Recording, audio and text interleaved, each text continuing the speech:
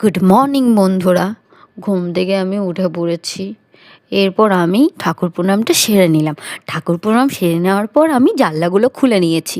এরপর আমি দুদিকে দুটো দরজা একে একে খুলে নিলাম।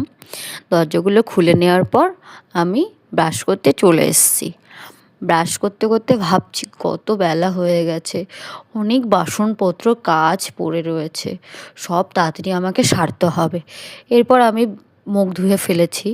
মুখ ধোয়া হয়ে যাওয়ার পর মুখটা মুছে নিচ্ছি। এরপর তোমাদের সামনে একটু আমি ঢং করে নিলাম। ঢং করার পর আমি আমার এদিকে অনেক কাজ পড়ে রয়েছে, বিছানাটা আমি গুছিয়ে নিচ্ছি। বিছানা গোছাতে গোছাতে মার সাথে গল্প করছিলাম।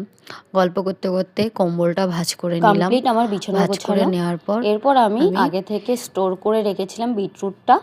এরপর আমি নামিয়ে নিয়েছি, জল দিয়ে ওটা আমি খেয়ে নেব।